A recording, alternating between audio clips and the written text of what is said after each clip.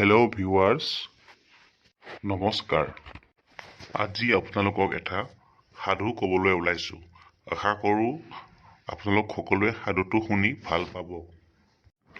সাধুটোৰ নাম হ'ল মূৰ্খৰ যাত্ৰা।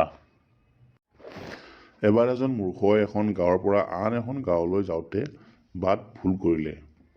কেনি যাব লাগে বাটটো ঠিক কৰিব নোৱাৰি অন্য এজন মানুহক সুধিলে, ককাই, সেই গাঁওখনলৈ কোনপিনে যায়? গাঁৱৰ মানুহজনে ক'লে, সেই নদীখনৰ পাৰত থকা ডাঙৰ গছজোপাৰ আগত যিটো বাট, সেই বাটেদি গ'লেই পাবা। নদীৰ পাৰ পাই মূৰ্খজনে ভাবিলে, বাটটো গছৰ আগতহে আছে, এতিয়া গছজোপাত উঠি যোৱাহে কথা।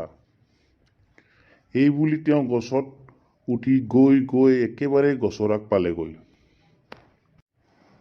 মানুহজনৰ ভৰ সহিব নোৱাৰি গছৰ আগটো দো খাই পৰিল আৰু মানুহজনে ডালে পাতে ধৰি কথমপি ওলমি থাকিল। এনেকৈ কিছুপৰ যোৱাৰ পিছত সেইফালেদি হাতীত উঠি হাতীৰ মাউত এজন যোৱা দেখিবলৈ পালে। হাতী মাউতক দেখি মূৰ্খজনে কাতৰ কৰি মাতিলে, ককাই ও, মোক বচোৱা, যেনে তেনে মোক গছৰ আগৰ পৰা নমাই দিয়া।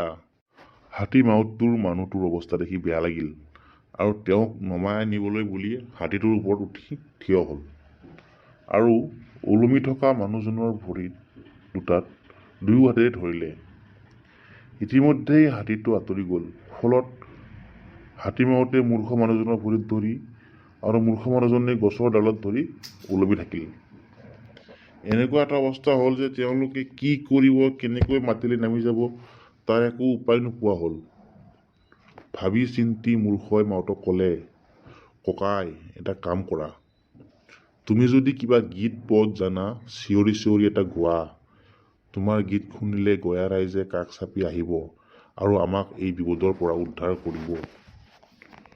নহ'লে আমি সৰি পৰিম আৰু নৈৰ সোঁতে আমাক উটুৱাই নিব। সেই কথা শুনি হাতী মাউতে গঞা ৰাইজক তেওঁলোকে শুনাকৈ ডাঙৰকৈ এটি গীত গালে। গীতটো শুনি মূৰ্খ মানুহজন ইমান মুগ্ধ হ'ল যে হাতী মাউতক তেতিয়াই শলাগিবৰ তেওঁৰ মন গ'ল আৰু উলাহতে বাহ বাহ বুলি কৈ দুয়ো হাতেৰে চাপৰি বজাই দিলে। চাপৰি বজাওঁত গছৰ পৰা হাত এৰাই গ'ল আৰু হুৰুস কৰি দুয়োজন নৈত সৰি পৰিল। একেবাৰে পানীৰ তল পালেগৈ আৰু তাতেই দুজনৰ মৃত্যু হ'ল। গতিকে ভিউৱাৰ্ছ, আশা কৰোঁ আপোনালোকে সাধুটো ভাল পালে। এই সাধুটোৰ লেখিকা আছিলে ডক্টৰ নিৰ্মল প্ৰভা বৰদলৈ।